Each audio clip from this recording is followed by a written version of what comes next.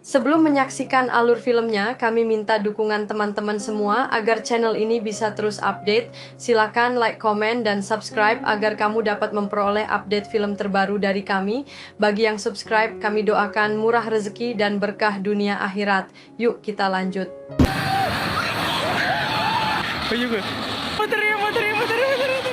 Semua dimulai di Kerajaan Majestic, Kerajaan Melee, tempat berbagai jenis hewan hidup dalam harmoni sempurna. Dari zebra, kuda Nil, babi hutan, jerapah, hingga banyak lagi, semua hidup bersama dengan damai. Suatu hari, Raja Simba mengumpulkan seluruh kerajaan untuk menyampaikan kabar penting yang akan mengubah hidup mereka selamanya.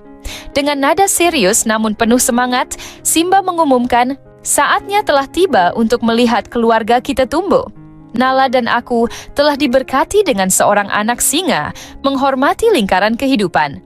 Dengan kata-kata itu, Simba menatap ke langit dengan penuh kebanggaan. Nala dengan lembut menambahkan, cintaku, aku sedang dalam perjalanan. Sementara itu, Nala merasa sedikit lelah dan memutuskan untuk beristirahat. Sambil tersenyum manis, dia berkata kepada Simba, aku akan berada di sini menunggumu. Nala tetap berada di tempat nyaman, diselimuti ketenangan kerajaan. Tak lama setelah itu, Timon dan Pumba, sahabat Simba, datang menghampirinya. Simba meminta bantuan istimewa dari mereka. Tolong jaga Kiara kecilku, aku akan bersama Nala dan tidak akan kembali untuk sementara waktu, kata Simba. Dengan kepercayaan penuh, Simba menitipkan Kiara kepada teman-temannya yang setia, yakin bahwa mereka akan menjaga putrinya dengan baik.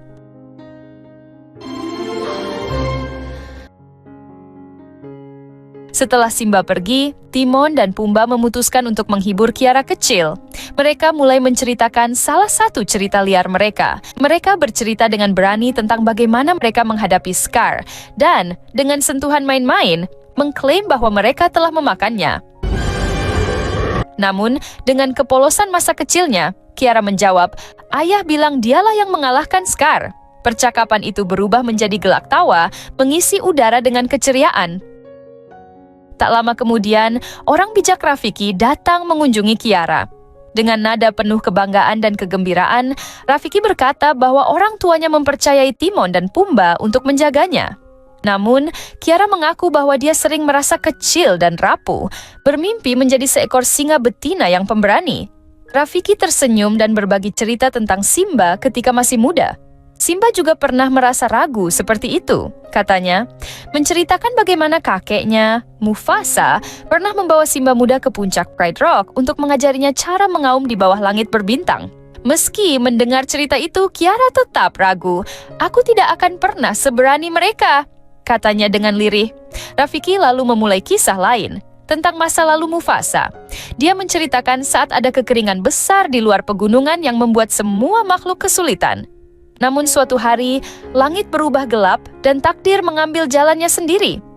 Kisah itu membawa Kiara jauh ke masa lampau, ke saat Mufasa dan adiknya, yang kelak dikenal sebagai Scar, masih muda.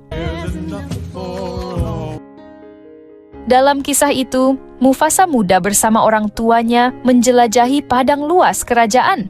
Orang tuanya menunjukkan keindahan dunia mereka, mendorong Mufasa untuk bermimpi besar tentang masa depan. Mereka bahkan menyanyikan lagu penuh harapan, merayakan keindahan hidup meski sedang menghadapi tantangan kekeringan. Namun, kebahagiaan itu terhenti ketika hujan deras menyebabkan banjir bandang. Dalam upaya menyelamatkan Mufasa, orang tuanya berjuang keras. Sang ayah mendesaknya untuk lari, sementara sang ibu dengan lembut membimbingnya selangkah demi selangkah. Ketakutan membuat Mufasa terhenti. Dia ragu apakah mampu melarikan diri. Saat itu, tanah di bawah seekor gajah runtuh dan Mufasa tergelincir ke dalam arus deras. Dia tersapu jauh oleh air yang mengamuk, terpisah dari orang tuanya dan segala yang dia kenal.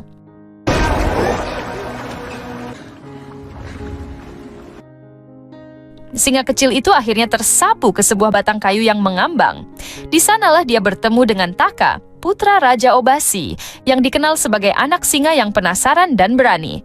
Melihat anak asing di hadapannya, Taka bertanya, "Siapa namamu?" Anak singa itu menjawab, "Ada buaya di sini," katanya serius, "dan kamu tidak bisa berenang." Saat buaya mendekat dengan cepat, Mufasa tak berdaya. Taka mencoba membantu, tetapi situasinya memburuk dengan cepat. Ketika semuanya tampak hilang, ibu Taka, singa betina bernama Isi, muncul dengan keberanian luar biasa. Isi memarahi Taka. Isi bersikeras meninggalkan Mufasa dengan alasan bahwa Raja Obasi tidak akan pernah menerima orang luar. Namun, Taka yang merasa iba membela Mufasa. Dia sendirian dan hampir dimakan. "Aku tidak bisa meninggalkannya begitu saja," katanya. Ketika Raja Obasi melihat Mufasa, dia memandangnya dengan jijik. Ketika Mufasa menyebutkan namanya, Raja Obasi bereaksi keras. Dia menegaskan bahwa putranya, Taka, akan menjadi penerusnya. Dengan nada sinis, dia menyarankan kompetisi untuk menentukan nasib Mufasa. Jika dia secepat yang dia katakan, biarkan dia membuktikannya dengan berlomba melawan anakku, Taka, tantang Obasi. Ketegangan meningkat ketika Obasi mengancam bahwa jika Taka menang, dia akan menghabisi Mufasa. Perlombaan dimulai, dan kedua singa muda itu berlari dengan segala kekuatan mereka. Namun, Mufasa yang lemah karena kekurangan makanan dan istirahat mulai melambat di tengah lintasan yang melelahkan. Melihat hal ini, Taka merasakan dorongan berbeda di dalam dirinya. Saat mereka berlari berdampingan, Taka berbisik, "Aku punya rahasia, Mufasa. Aku selalu ingin punya saudara laki-laki." Sebelum Mufasa sempat menjawab, Taka membuat keputusan yang tak terduga. Dia memperlambat langkahnya, memungkinkan Mufasa untuk menang. Raungan Raja Obasi menggema di seluruh Pride, penuh kemarahan atas hasil perlombaan. Meskipun Mufasa menang, Taka telah menunjukkan keberanian dan kasih sayang yang tulus terhadap sesama. Raja Obasi menyaksikan kekalahan putranya dengan penuh kemarahan. Mufasa diperbolehkan tinggal, tetapi dia harus hidup bersama singa-singa betina dan tidak boleh mendekati Taka. Meskipun otoritasnya terlihat goyah, kemarahan Obasi terhadap Taka dan Mufasa tidak menghalangi kedua anak singa itu. Bersatu oleh pengalaman mereka, Taka dan Mufasa mulai bernyanyi, dengan penuh semangat menyatakan bahwa mereka kini adalah saudara.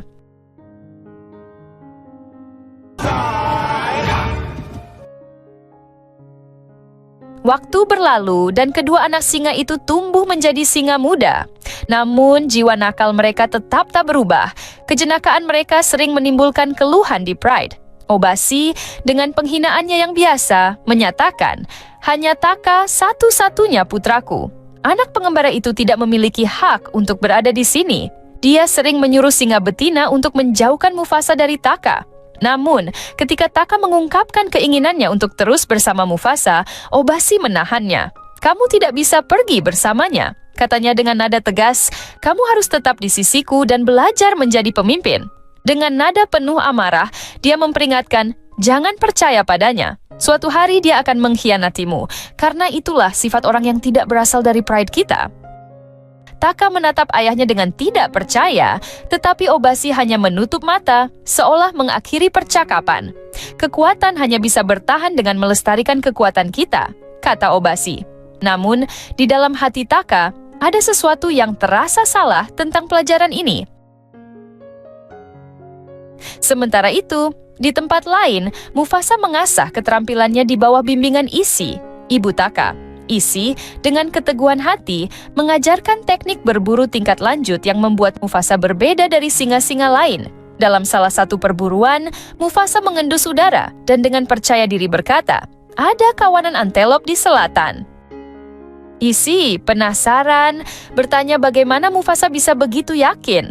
Langkah kaki mereka ringan dan kecepatan mereka lambat. Jawab Mufasa, "Kadang-kadang aku juga menangkap bau samar yang mengingatkanku pada rumah." Isi menatapnya dengan kelembutan dan menjelaskan, "Itu aroma ibumu. Jika kau masih bisa merasakannya, itu karena dia masih bersamamu." Kata-katanya menyentuh hati Mufasa, memberikan secercah harapan dan rasa memiliki, meskipun dia masih dianggap sebagai orang luar di Pride ini. Mufasa membagikan isi hatinya.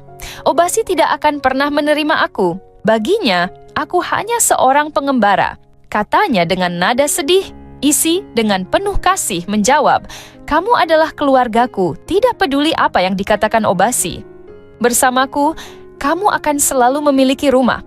Namun, dengan kebijaksanaan yang tumbuh dalam dirinya, Mufasa menjawab, kamu benar, aku adalah seorang pengembara, tapi mungkin itu lebih baik. Rumahku adalah kamu. Setidaknya aku tidak harus menanggung beban Taka atau menghadapi takdir menjadi Raja Singa. Dengan kata-kata Mufasa, cerita Rafiki kembali ke masa kini. Timon dan Pumba yang mendengarkan dengan penuh perhatian, tiba-tiba berseru dengan penuh semangat. Mufasa seperti kita, seorang pengembara sejati. Namun Kiara merasa terganggu oleh kurangnya rasa hormat mereka terhadap cerita ini. Dengan isyarat tegas, dia membungkam mereka, mengizinkan Rafiki melanjutkan ceritanya. Rafiki, keep going. Namun, saat Taka dan Mufasa semakin dekat, sesuatu yang mengerikan mulai mengintai dari bayang-bayang. Suasana menjadi tegang, membayangkan ancaman yang bisa mengguncang keseimbangan Pride dan hubungan dua saudara ini. Ketenangan Pride hancur ketika sekelompok singa putih besar, seperti hantu dari gurun, menyerang. Tanpa ragu, Mufasa melompat ke depan untuk melindungi Isi. Pertarungan berlangsung sengit dan brutal. Dari kejauhan, Taka menyaksikan dengan ngeri, hatinya dipenuhi ketakutan. Alih-alih membantu, Taka memilih melarikan diri, meninggalkan ibunya dan Mufasa sendirian melawan bahaya. Meski kelelahan, Mufasa berhasil mengalahkan salah satu singa putih, menyelamatkan nyawa Isi. Mereka kembali ke Pride dengan luka-luka, dan Isi menceritakan pengalaman mereka. Mereka adalah singa besar, putih seperti hantu. Jika Mufasa tidak ada, aku tidak akan hidup sekarang, katanya, menimbulkan bisikan kekhawatiran di antara anggota Pride. Di tanah jauh, Raja Kiros, pemimpin kejam singa putih, mendengar berita bahwa putranya, Pangeran Kiro, telah terbunuh dalam pertempuran. Bagaimana mungkin singa biasa membunuh anakku? Teriaknya penuh amarah dan kesedihan. Tanpa belas kasihan, dia memerintahkan prajurit yang gagal untuk dihukum. Dengan tekad yang kejam, Kiros bersiap untuk membalas dendam, bersumpah akan menguasai Pride Obasi sepenuhnya.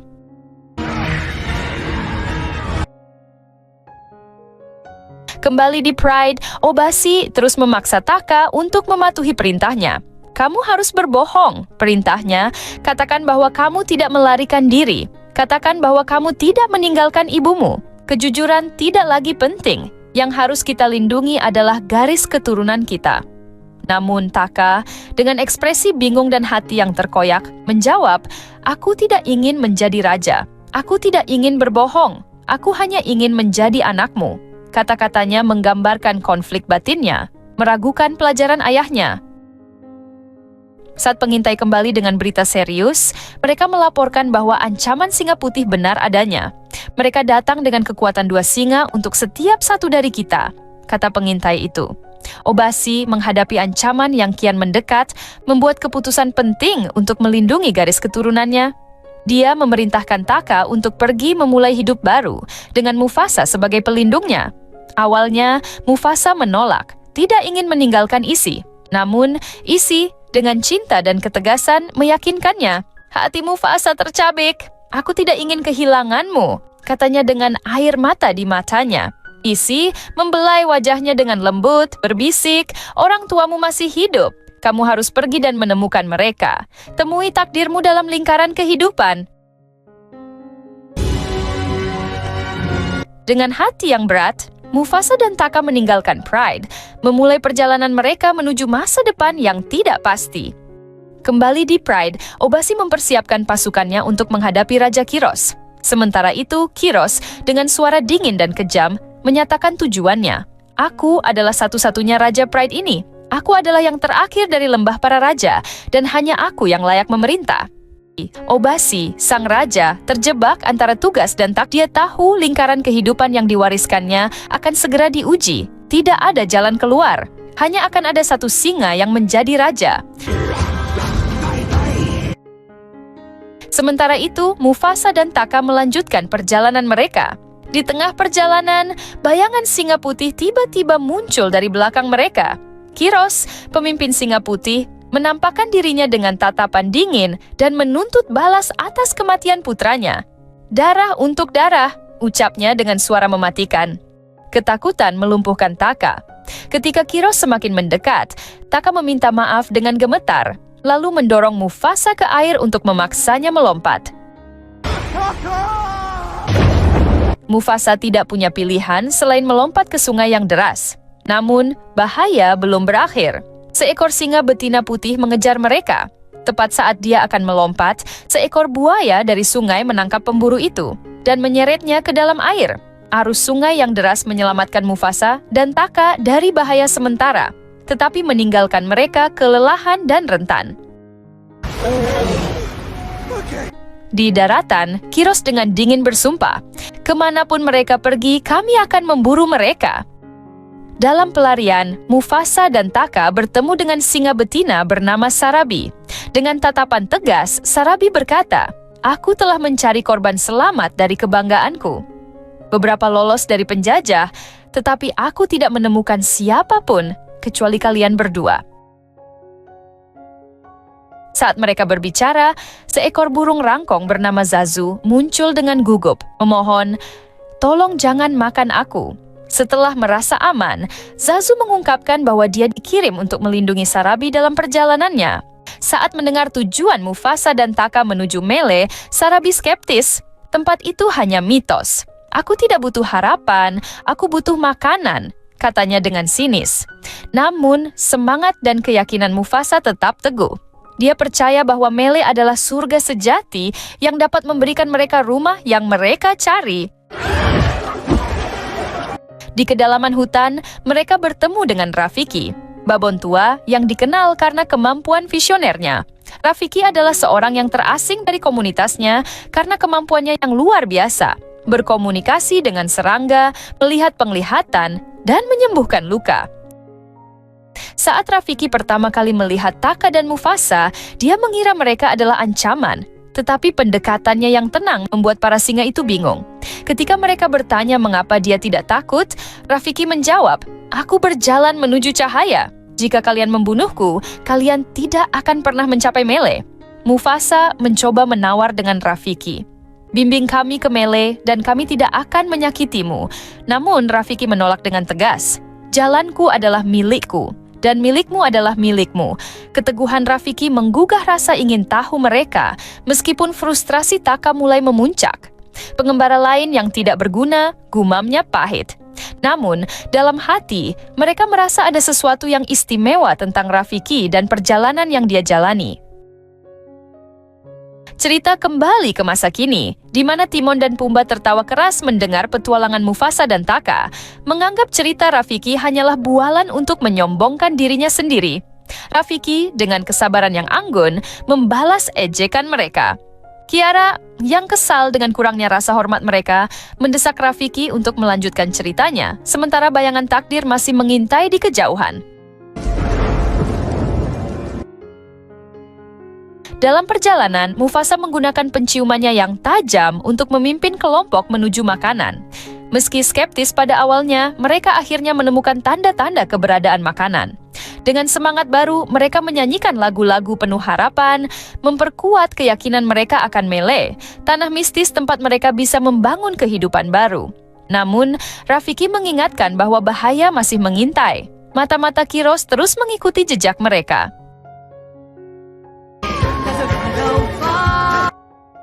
Sementara itu, di kejauhan, seekor singa betina putih kembali melapor kepada Kiros bahwa kelompok itu tidak lagi sendirian. Mereka kini ditemani seekor singa betina dan babon. Taka, yang ingin memenangkan hati Sarabi, meminta bantuan Mufasa. Mufasa menyarankan agar Taka mendekati Sarabi dengan tenang dan berbicara tentang tanah kelahirannya. Taka mencoba improvisasi, menyebutkan bunga bernama bunga bebek. Meski terdengar aneh, percakapan mulai mengalir di antara mereka. Namun, koneksi yang baru terbentuk itu tiba-tiba terputus ketika singa putih muncul di seberang lembah. Kepercayaan diri Taka segera hancur saat menyadari musuh mereka dapat dengan mudah menyerang. Mufasa mencoba meminta bantuan gajah di sekitar untuk bertarung, tetapi mereka enggan. Sarabi dengan kecerdikannya memanjat pohon dan mendorong sarang lebah ke arah gajah. Kekacauan pun terjadi. Lebah menyerang, memaksa gajah untuk bergerak liar, dan menciptakan kerusuhan besar yang mengusir singa putih. Meski kelompok itu berhasil selamat, Sarabi kehilangan keseimbangan dan jatuh dari pohon. Tanpa ragu, Mufasa berlari untuk menyelamatkannya. Sementara Taka kembali lumpuh oleh rasa takut. Rafiki segera menggunakan kemampuan penyembuhannya untuk merawat Sarabi. Setelah banyak usaha, Sarabi siuman, tetapi dia bingung. Ketika dia bertanya siapa yang telah menyelamatkannya, Mufasa dengan kebaikan hati mengatakan bahwa Takalah yang menyelamatkannya. Taka terkejut, tetapi menerima kebohongan saudaranya dengan diam.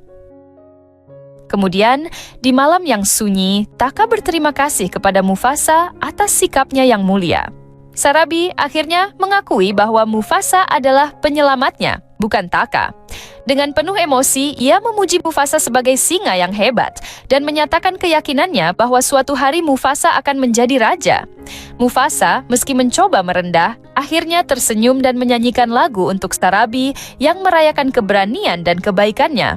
Tanpa mereka sadari, Taka mendengarkan dari balik bayangan, hatinya dipenuhi kecemburuan dan amarah. Taka bernyanyi tentang rasa sakit dan frustrasinya, menyadari bahwa ia merasa sendirian dan tidak lagi memiliki saudara. Dalam kesedihannya, Taka tersandung hingga jatuh, lalu secara tak terduga menemukan dirinya berhadapan dengan Raja Kiros. Didorong oleh kebencian, Taka memutuskan untuk mengkhianati Mufasa. Ia berbohong kepada Kiros, mengklaim bahwa Mufasa lah yang bertanggung jawab atas kematian ayahnya. Dengan kebohongannya, Taka membuat kesepakatan gelap dengan Raja Singa Putih. Keesokan harinya, Taka kembali ke kelompoknya seolah tidak terjadi apa-apa, tetapi diam-diam meninggalkan jejak yang memandu Singa Putih ke lokasi mereka. Setelah perjalanan panjang dan melelahkan, kelompok Mufasa akhirnya tiba di Mele, sebuah surga sejati dengan air yang melimpah, tanaman hijau subur, dan satwa liar yang beragam. Rafiki dengan penuh semangat menemukan pohon yang sering ia lihat dalam visinya. Dengan penuh emosi, ia mengungkapkan kepada Mufasa bahwa ia selalu melihat seorang saudara berdiri di tempat itu dan saudaranya adalah Mufasa. Saat kelompok itu merayakan kedamaian yang mereka temukan, bahaya baru muncul dengan kedatangan Kiros dan pasukannya. Kiros mengungkapkan bahwa Taka telah membawa mereka ke sana. Mufasa terkejut dan enggan mempercayainya, tetapi Taka dengan dingin mengakui bahwa itu benar. Dengan marah, Taka menyalahkan Mufasa atas semua yang terjadi, termasuk kehilangan perhatian keluarganya. Dalam amarahnya, Kiros menuntut pembalasan dendam atas kematian anaknya, memicu pertempuran sengit di antara kedua kelompok. Mufasa memimpin kelompoknya dalam pertempuran epik melawan pasukan Kiros. Di dalam gua, pertarungan Mufasa dan Kiros menjadi puncak konflik. Sementara itu, Taka yang menyaksikan dari atas mendengar suara ibunya dalam pikirannya, mengingatkannya bahwa saatnya menjadi pahlawan telah tiba. Taka akhirnya memutuskan untuk campur tangan, menyelamatkan Mufasa dari serangan terakhir Kiros. Rafiki, dengan kebijaksanaannya, memandu singa-singa lainnya ke tempat aman. Saat banjir tiba-tiba melanda gua, Kiros terus mengejar Mufasa dengan gigih. Di bawah air, Mufasa berhasil memanfaatkan runtuhan batu besar untuk menyerang Kiros, yang akhirnya menghancurkan Raja Singa Putih. Saat air mulai surut, Mufasa muncul dari gua dengan kemenangan, tetapi tetap rendah hati. Rafiki mendekatinya dan mengingatkan bahwa lingkaran kehidupan terus berjalan, dan Mufasa kini telah mengambil tempatnya dalam siklus itu. Taka yang terluka dan lelah, ragu-ragu sejenak sebelum akhirnya membantu Mufasa keluar dari gua. Namun, saat Sarabi datang untuk menolong, Taka merasa kembali dibayangi oleh saudaranya dan pergi dengan kemarahan tanpa sepatah kata. Di luar gua, Sarabi dan Mufasa muncul untuk menemukan hewan-hewan lain telah berkumpul bersatu di bawah kepemimpinan baru. Mufasa dinyatakan sebagai Raja Singa dari Mele. Namun, momen mengejutkan terjadi saat ibu Mufasa yang selama ini dianggap telah tiada muncul. Dalam kebahagiaan dan kesedihan, mereka bersatu kembali, meskipun sang ibu membawa kabar bahwa ayah mereka telah meninggal. Taka kembali dipenuhi penyesalan dan memohon pengampunan. Meski hewan lain menyerukan pengasingan untuk Taka, Mufasa menolak meninggalkan saudaranya tanpa rumah. Namun, ia dengan tegas menyatakan bahwa Taka tidak akan lagi dipanggil dengan namanya. Ia memberinya nama baru, Scar. Dengan kebencian yang membara, Scar pergi diam-diam, menyaksikan Mufasa naik ke Pride Rock, menandai awal pemerintahan barunya.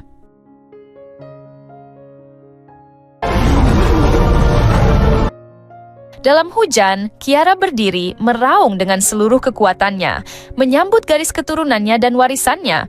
Tidak lama kemudian, ia melihat ayahnya di kejauhan. Dengan penuh sukacita, Kiara berlari dan memeluk Simba. Bersama-sama dengan tambahan baru, dalam keluarga mereka, adik Kiara, lingkaran kehidupan terus berjalan, menandai awal